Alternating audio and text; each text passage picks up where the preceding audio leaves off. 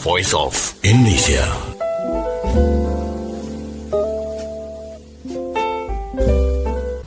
Voice of Indonesia from Indonesia to the world. We have a lot of friends across the globe on this very planet, and from each country we can learn each other. So that in here, from the Voice of Indonesia, we invited so many, not so many, only 2 people from India to share their experiences on science, engineering, technology, and innovation in overcoming disaster risks, because we're not living in the disaster-free world, right?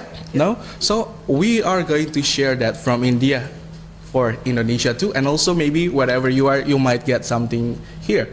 And in here we have 2 speakers. We have Mr. Bhola Saha, architect and disaster risks reduction professional, assistant professor, the Assam Royal Global University, India, co-founder CRRP India. Welcome to Voice of Indonesia. Thank you. And also Dr. Repaul Kanji. Yeah, I'm with 2 geniuses, I think, right? Dr. Repaul Kanji is a co-founder of GRID course, founding member of You Inspire India, CRRP India, and IRDR Young Scientists. And I'd like to start from Mr. Bhola Saha. Would you please share with us the process of establishing the national chapter for the YYPS, or the Youth and Young Professionals, since recently we have the workshop related to that, and what is your explanation for that? Once we started, when I met Dr. Repaul Kanji when I was doing my masters. So in that 2 years, what we found out was disaster management or disaster risk reduction was been handled by people who had experience, not you have expertise. Like expertise was gained through experience, but we were the ones IIT Roorkee, from where we did our disaster management specialization. There, that was the first institute to give a technical education in disaster management. Before, all the other institutes that were on social science. So we found out that it was we as youth, we don't see much of an opportunities, and we have seen a lot of our friends going back to, like, I'm an architect, so now I'm working in architecture, and along with that I'm working on disaster management. So I think I'm very lucky to in that sort. But few of my friends have been back to the original base of doing only architecture. If somebody is an engineer, is doing engineering. So we found lots of gaps where we couldn't see how we, after doing a master's, how we are after doing a PhD, how we can continue in the role as a disaster risk reduction professional. So in 2018, the first workshop that was held for YYPs, Dr. Repaul Kanji was part of that. He had this very he had a very good discussion with in this workshop that was held in Jakarta. He came back, and then we started thinking, sure, nobody's taking a step for us. Should we take a step forward for ourselves? So that's how we formulated CRRP India. We just gave it a shot, having 4 founding members, and out of that 3 are the directors who are running CRRP, and all the 4 are from 4 different regions of India. So that's how we started it. And then slowly we thought, no, if you see in the future scope, you have to have a very strong integrity, because not today, maybe tomorrow, maybe day after tomorrow, someday we will be appreciated for our work, we will be getting projects, and then we can establish YYPs much more strongly in India. So with that point, we registered our company as a Section 8 company. So in India, that's a non-profit organization, because then what happens, we are allowed to, if you're doing projects, then we are allowed to have funds. Okay, we have funds. So on basis of that, we started this, and then thankfully, I think we took baby steps, absolutely, and that's, I think, I've been telling in the workshop as well during the last week, that we as youth needs to take baby steps, and that was very clear for us when we started the vision of having CRRP India. And then I think slowly taking baby steps, I think we are not that reached the goal that we want to, but I think we are in that direction, and the path seems to be clear for us. Okay, baby steps, but still going forward to that direction. Yeah. Even little steps is meaningful, right? Yes, absolutely. And actually, those baby steps, how many projects have you guys are doing? We started with with a project called Chai Pe Charcha, that is a talk over a tea. Like we started this as a online YouTube channel, in our YouTube channel, and then it was like just bringing in students of disaster management, bringing in students who want to learn about disaster management, bringing in professionals who are teaching disaster management or who are working in the field of disaster management. So we brought them together, and then we just have a talk so that everybody can listen and understand what the, like, you know, when you're going for to take a specialization, you have to know the pros and cons as well. So basically we were discussing that, so that if somebody decides to take a step in this disaster risk reduction profession, they at least know that, okay, this is what my steps will be, because I have this negative things to tackle and this positive things to gain. So we wanted to clear that idea first. So we started with that. Then we did a lot of national level, state level, and even at community level. We did a lot of workshops. We did a lot of webinars, seminars, because COVID was also at that time when we were thinking of growing. So that had some pushbacks to us as well, but that doesn't matter as of now. So we did some community engagements as well. And then the stroke of luck came in when ICROM gave us a project to have stories of resilience, collect stories of resilience and submit a report. And then we considered Assam, that is one of the states in Northwest India, and we were able to collect a lot of stories of resilience, like how a single person changing a single thought can reduce the risk in the community. So we collected those stories, and then after collecting the stories, our what ICROM wanted us was to just submit the report. And then we thought, come on, we are youth. We have far better thought process than just studying submitting a report. We submit a report tomorrow, today, next day it will be on the web page, and third day it will be thrown at some corner in the hard copies will be thrown. What can we do? So we had to do a lot of headhunting, and then we came up of turning these stories into a story form, including characters. So we designed characters for this same information to go through, and that's how we develop characters, and we turned that into a graphic novel actually. Into a graphic novel. Yeah, the story. Now that what happens when you read that book, if you are a researcher, you go through the book, you will find equal number of information as a researcher. Really? If you are a reader, like you need to read storybooks, go through it. It will be a very interesting story, and plus you gain information. Like this, the community has this, something like this. Maybe someone will have same kind of problem, and then they have a solution ready at hand. And then again, if you are a non-reader like me, I don't like to read too much other than disaster management stuffs. I'm not a very good reader. So in part of that, I have the graphic novel, and it gives you the exact information what is there in the story. So we went a step ahead, and it was really appreciated. After that, we did a project of net zero. Like when this project came out and people all over the world appreciated it, then with CRRP India, ICROM collaborated, and then we were supporting other countries who are having such kind of similar issues. Like the knowledge that we share can help someone else. So with that idea, we went for the net zero project of ICROM. And then we have a heat action plan that we are heat waves are increasing nowadays, and India has started feeling its effect. And then the first heat action plan was prepared for Jodhpur, where we are a part of it. And again, after preparing that report, we were not satisfied. Why? Because we wanted to do something extra. You wanted to do something extra. So we went as an architect, I tried to see how we could do these things.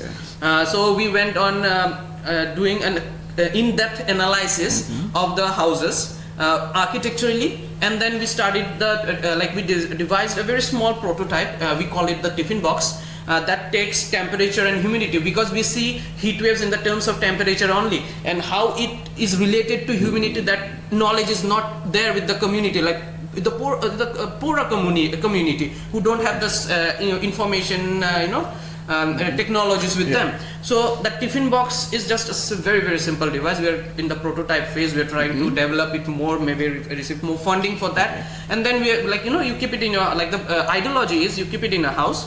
It tells you the temperature. It tells you the humidity, and then according to that, you know that this type of symptoms of people should not go out, do not venture out. Yeah. So that is as simple as that. So we did a trial of that here, and then also we saw that how, because Jodhpur is in a desert area where there is scarcity of water, but there are huge number of step wells which store water. So how that was done so many years ago. So we went to the heritage part. We did a complete detailed analysis of how the heritage houses were, how they were cool during those days. Because now we are feeling hot, we switch on the AC. But this is having an impact on the climate as well. But yesteryears, how that was done. So we studied that architecturally, and then we recently submitted the project, and with his company GRID Crops, we actually got the project. Then CRRP collaborated. We brought in people, not brought in people, we brought in youth. We brought in students from the universities to work with us. So that was how, and even we try to compensate, reimburse or give stipend to the students for their work. We're not doing, we don't do anything for free. We don't involve anybody for free. That's one of the things that we try about. Yeah, it reduces our profit margin, but I think if we don't take the steps, who will? Yes, of course. So that's what. And another interesting thing that we did was, there is a very misconception of natural disasters, flood being a natural disaster. So actually those are not disasters. This flood is a hazard, earthquake is a hazard. We are exposed to it, that's why it becomes a disaster. So we had to share this message with them. And in the internet, if you see, you will find there are hundreds of papers related to this, but who reads it?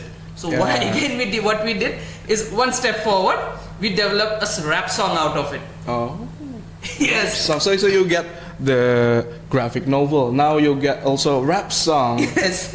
With the same amount of information. Yeah, exactly. So we go a step. So this is what we have been doing in CRRP. Oh, that's very, very interesting, right? Because if we are talking about disaster, maybe you only read reports again, but they have different ways of showing it, not only for peer, how do we call it, scientists, but also people from every different background. Now I'd like to move on into Dr. Repaul. You said, you have mentioned about two things, the net zero and also the heat risk in Jodhpur. Anything you want to add from that?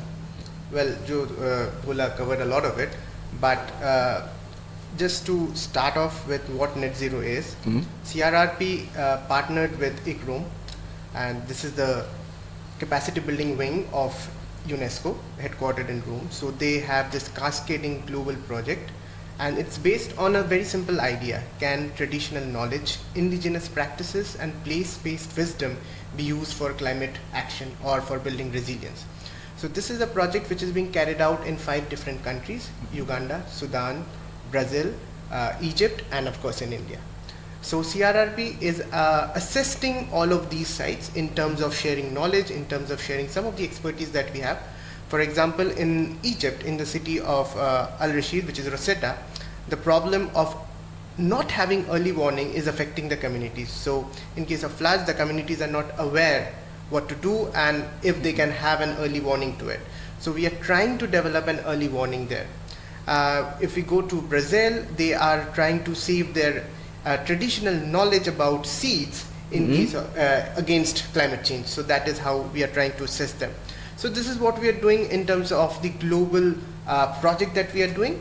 But specifically in Jodhpur, this is very interesting because heat risk has become a very prominent problem in India. And the first heat action plan in India was of Ahmedabad, which is a city in the western part of India. But what has happened over the years is that these heat action plans have come to become almost similar. The content is similar, the context is similar. However, the cities are not similar. They're very different in nature. Now, Jodhpur has a very rich cultural heritage. The people there, the communities there, they have different types of knowledge that they any which way use to battle climate change, right? So we thought that the heat action plan of Jodhpur should be a little different, should be very specific, should be contextual. So it would not be wrong if I say that Jodhpur's heat action plan is India's first heat action plan to have traditional knowledge in a policy document. As Bhola said, we did not stop there because including traditional knowledge in policy document just limits it as in what next? What do we do? So we went about talking to people and I mean around 200, 300 people. We went around talking to people, talking to the elderlies, talking to the young people, trying to understand how they feel about climate change. And we got to know from them that temperature rise, which is often associated with climate change, is not actually a problem for them. What is a problem is the rise in humidity, for which they're not at all prepared. So what we thought is that we need to kind of get this story out, but not through a publication or not through an article. We need to do something which inspires people by themselves to take action. So what do we do? So we thought of making a documentary. And this documentary does not involve any expert, any professionals. No one. Okay. Even the shooting of the documentary was done by a very, very young photographer. So he went out with us and we were talking to different kinds of people, asking them, what is your problem? How is climate change affecting you? Do you even know about climate change? How is the rising temperatures affecting you? And you would not believe what has come out of all of these narratives is a riskscape. The way we call landscape is what we call riskscape in terms of disaster risk reduction. And we have looked at how Jodhpur has become more fragile rather than becoming resilient. And it is now on YouTube, published as a documentary, and I have met, I think, very prominent members from our government who said that at the end of the documentary, you feel goosebumps. It's that powerful, and it would inspire people to take some action. Again, we did not stop there. We invited Bhola to do an architectural study, because there's a myth around in Jodhpur that the traditional houses in Jodhpur have an ambient indoor temperature. So the outdoor temperature may be very high, but when you step inside the houses, it's very cool. And it has something to do with the color of the house. But we did not accept that fact, and we invited Bhola to do an architectural study, and he found out different kinds of parameters that are actually contributing to indoor temperature. So imagine the outside temperature is around 40 degrees centigrade, and you move into the house, the humidity goes down, the temperature goes down, and you're relaxed. But the problem is that these kind of houses are concentrated only in the old parts of the city. Only the old ones. The newer parts have more contemporary ways of construction. So what we thought is that we should get this element, the list of these elements, and we should give it to the corporation, the urban local government, so that they can use it for their own purposes of redefining the construction laws of these newer areas. So that is the second step that we did. The third interesting part is that Jodhpur, as he said, is very near to the desert. It's in a semi-arid region, and when it was founded in 1459, the king there was very cautious about it, that water would be a problem. So what he did, actually not him, I would like to emphasize on the women empowerment that they had in the society that time. All the queens, they made it a point to construct water bodies. So they can be lakes, they can be reservoirs, they can be wells, they can be step wells, and it's around 500 and 600 of them. And they were widely used during that period of time. But eventually what has happened, due to this rat race of development, people feel that getting piped water supply in houses is better. So they kind of left those water bodies, and they do not use them now. So they are disregarded, they are not maintained, and it's very disheartening to see that some of those things which have been the cornerstone of the society, something very close to that, should have been close to their heart, is no more there. So what we thought is that we need to bring about some changes, and we involved around 30 to 40 school children. We brought them in, we gave them a little bit of traditional knowledge, we gave them a little bit of scientific knowledge, we walked them through a 4 days immersive workshop, and we said, you guys are free to do whatever you want to. We have given you the knowledge that you need, now you do what you want to. So they came up with music, they came up with drama, they came up with theatrics, and the baseline of everything, the message that probably they wanted to say it out loud, was that we do not want this path of development.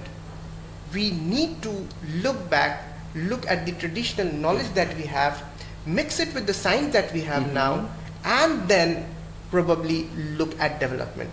So that's the third part that we did. So to briefly summarize it, we at CRRP, or even at my organization, we do not look at projects at a single layered intervention that we go in with the community and we do this and that's it. No, we go in and we try to introspect, retrospect, and do everything to analyze how the risks have been created and how the risks would become in the future and how we can kind of mitigate them. So that's our approach, and that's a little bit about our project in Jodhpur. I can make this in one sentence actually. We are checking the present to make a better future, but also checking what we had in the past. Yes, with the help of past. We are checking the present, building up a better future with the help of the past. Yeah. Now you see in disaster risk reduction, you will see people talking of nature-based solution, talking of traditional knowledge coming back. Yeah. So what are those? These are all past. Yeah. The past we are trying to bring in. Mangroves, these are there things in the past. There were plenty in the many. Now we are trying to bring in back. So basically, we have the few present, we analyze it, what will be a probable future. If it's not good, we bring in the past knowledge into our present, bring it together and have a much more resilient and sustainable future. Yeah, because if we are looking at maybe in India and also in Indonesia, we have similar construction for housing, right? Yeah. And it's so different from the traditional ones. In Indonesia, we got a lot of traditional houses with functions to make sure that nobody is getting that heat. Even the Dutch colonial, when they are coming here, they also trying to adapt having a Dutch style, but they adapted it with Indonesian climate, the local temperature at that time, and that's not being done by the contemporary housing right now, right? Yeah. Okay, and moving on from the net zero and also the heat rest in Jodhpur, there is also another project called Milli Julie. That's the love of my life, you can say. The love of your life? Yeah, more than my wife, I love her, the project. Okay, continue. Okay, so Milli Julie, when that was the first project that we did with a bigger international organization, that is ICROM. So what happened was he was doing some workshop. Dr. Repaul Kanji was doing some workshop with ICROM, and then they liked really his way of work, so as to say, because I have to give him credit for bringing that project. And then they said, "Can you do this kind of work there in India?" Then he said, "Yes." Because we have a bad habit of not saying no. So we said yes, we will think how to resource it later on, but let's bring it on. Like that becomes a challenge for us. So that came in, and initially our idea was to do it all over India, stories of resilience, but COVID came in, and that was a setback for us. And then looking into the XYZ lot of factors, we decided it to concentrate in one location only, and then we came up with Assam. That is the northeastern state of India. Why? Because I'm very good at having resources. Like you ask me this, I'll get you this. Like that's what we bond over a lot. So we started with that. So he said, okay, now because mobilization will be a problem, since you are there in Assam, so you go forward it. So we had in the university that I teach, I took in students.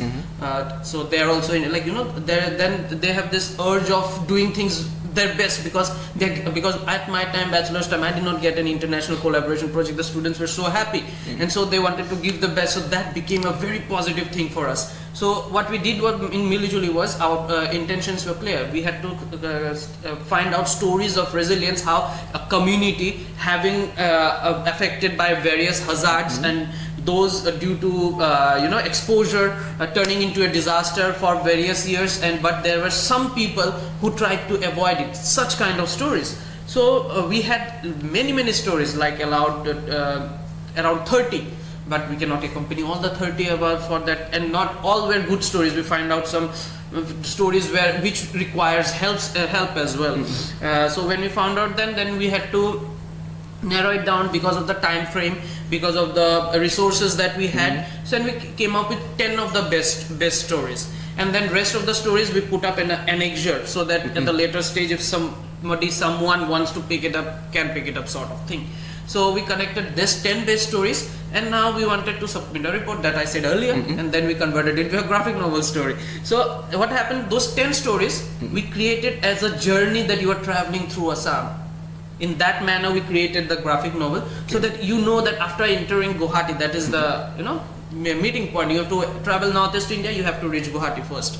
So we created characters, 3-4 characters, and then we brought in the heroes of the communities into that characters, into that graphic novel as well, and then we developed the stories, and the book was there. I'll tell you one very interesting story. Now let's say there is a region where there is flood.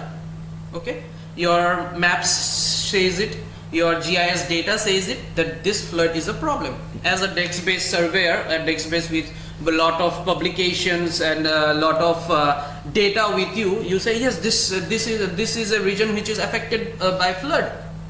We have to do something for this? Yes, we are right. We are disaster risk reduction professionals. We have to solve their problem. But what we are missing is the on-site knowledge. Where I'll tell you, the flood that is a problem, that we are looking at as a problem for them, was actually a boon. How? I'll come to that. Like the Goalpara, that's one of the smaller areas in Assam. It was rated as one of the most backward communities in 2012, I guess. Yeah, 2012. So they had based on agriculture and livestock. The community survives on agriculture and livestock. Flood comes, agriculture destroyed, livestock's dead, people homes destroyed, and in the disaster cycle, we are stuck in the disaster cycle. We'll always recovering. We are not able to go to the mitigation phase, like what the community, if you have 100 rupees and every day you are spending 50 on the things that has been broken, you can't move ahead. Yeah. So we need to, how did they do? And then one of the person, I forgot the name, what was this person's name? The black rice person. It's not right, but there was the hero. I'll just sorry, I forgot the name. What happened? That person, he brought in black rice. The black rice properties. If you see in history, the Chinese emperors, kings, and queens were only given black rice. It has so much nutritious values. Yeah. So that's the importance of black rice. And then it was cultivated in that region. And then what happened? Black rice is a property that it requires more water. Now the flood that used to come into their region, where their white rice used to get destroyed, now that flood became a boon for them for the black rice. And black rice in market is highly rated. If you sell in Indian rupees, if you sell 50 rupees per kilo of white rice, you sell the black rice with 500 rupees. And with the same amount of energy, same amount of work, you are having 10 times more. Now when you have money with your hand, now you can invest in another things. And the community has grown to a very strong community. Now the whole community, started by one person, but now the whole community is on black rice cultivation. So that was one of the stories of resilience out of the many tens. Because usually when we are talking about flood, we are thinking about drainage, about water pumps and everything to prevent it.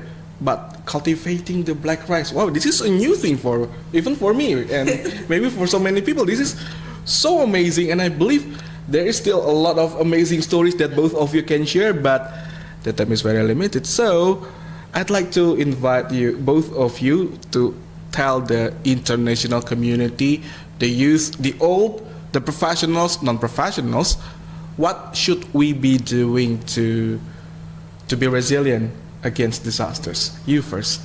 Me, okay. That's a very difficult question. But let's take up 3 to 4 points. The first point is, let's not look resilience as a goal. Resilience is something that is constantly evolving. The more and more we develop, the more and more time passes, there would be new problems, there would be new conflicts, and hence the more you tend to come closer to resilience seems to go a little bit back.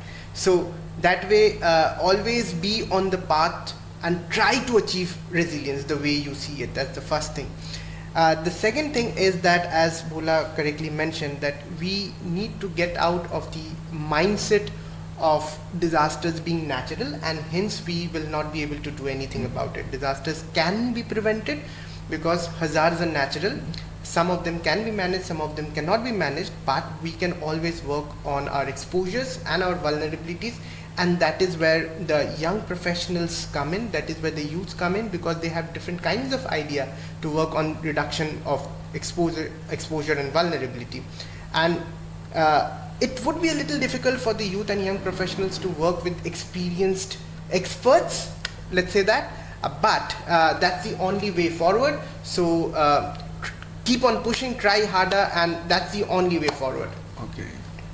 Mr. Bhola. Okay, so for me, I'll just to have leaders of the future, the youth of the present needs to have desk-based knowledge as well as field-based knowledge. Send the youth onto the field, let them work, let them feel the emotional pain of those disasters, and that way, I think youth can be made into a leader of the future. A lot of strong messages that I got from here, and I hope that it can reach all the listeners for the Voice of Indonesia. So, thank you very much, Mr. Bhola Saha, and also Dr. Repaul Kanji, for coming to the Voice of Indonesia. Thank you for sharing, and please keep up the good work and keep sharing it to the Voice of Indonesia, and we will share it also to the world. Thank you very much. Thank you.